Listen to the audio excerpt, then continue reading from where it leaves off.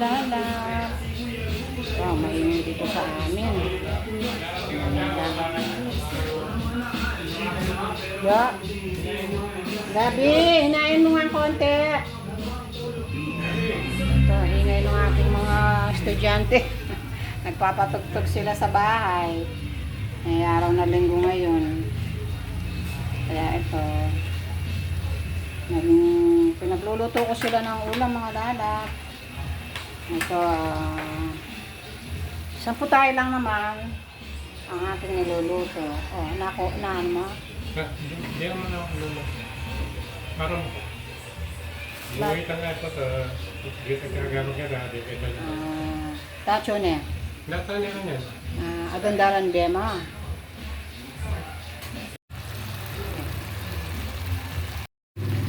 Ito mga lalab, yung aking niluluto for today. Ayan. Ano sa mga apo ko, gusto daw nila ng ginataang chicken. Yan. Naginataan tayo mga lalab. Na na siguro sila sa adobo. Kaya ito,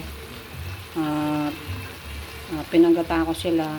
Yan. Nalagyan ko ng konting gulay. Ayan. Dahil ginataan ito, nilagyan ko ng talong. Yan. Naglagay ako ng talong mga lalab para magkagulay siya. Tsaka sili. Saka carrots, yan, para meron siyang gulay, o, diba? Ilalagay na natin yung ating gata. Ayun, malambot na itong manok. Maggagata tayo ngayon mga lalab. Ito yung ating press mama, yan. Press gata, yan. Ito yung lalagay natin. Yan. Lagay na natin yung ating gata. Ang ating Coco Mama. Ayan. Nalagay na natin. Ayan mga lalab.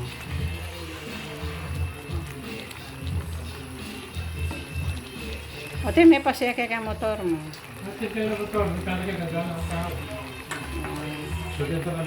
Ken la ko ng deo. Kala ko gagawin sa kumukulo na yung ating gata. Ayan. Pakuluin muna natin mga lala para lumapot yung kanyang gata. Ayan. Ayan. Kompleto na ng sangkap mga lala. Konting na lang yung mga seasoning na lang. Tsaka ang kulang. Ayan. Lalagay na natin. Natin yung ating juice. Ito, gagawin natin tong juice. Ayan. Gawin natin juice ang carrots. Ayan. Carrots ito. Tapos i-blend natin para makuha natin yung kanyang juice. Ayan.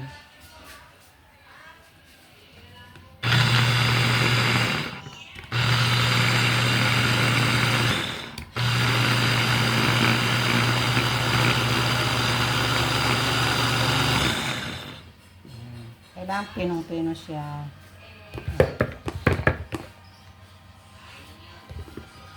Sige po. Ano pa natin para yung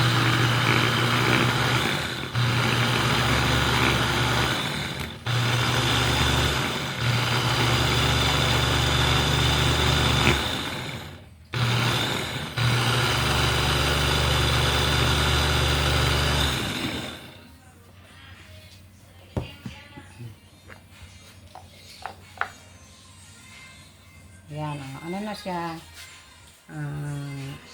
Sasalaan natin ngayon ito. Kunin natin yung juice, yung fiber niya. Ay pwede natin siyang ilagay sa ating may pagluto tayo ng karne, yung pinaka fiber niya. Pwede natin gamitin. Double purpose siya. Yan.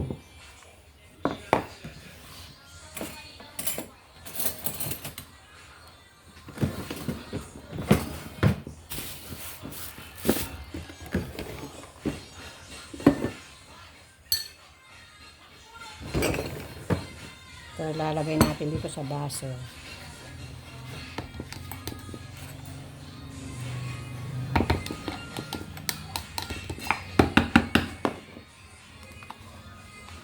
Ipinuin pa natin konti para ano.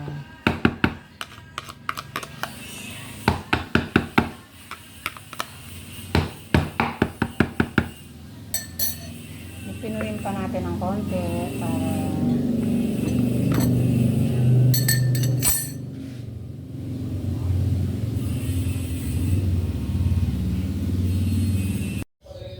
ayan mga lalab, ito tingnan mo yung ating nagawang carrot juice. Ayan. Ano lang ito, tatlong juice lang, ay tatlong carrots lang na maliliit ito.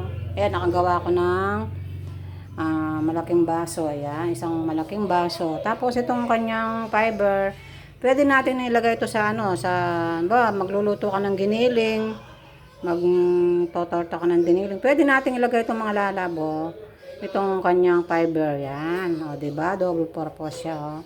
Hindi yan masasayang dahil nga ilalagay natin sa ating ulam, yan. Yung gulay naman to eh. Ano ko muna sa aking rep para bukas pwede ko siyang iluto, diba?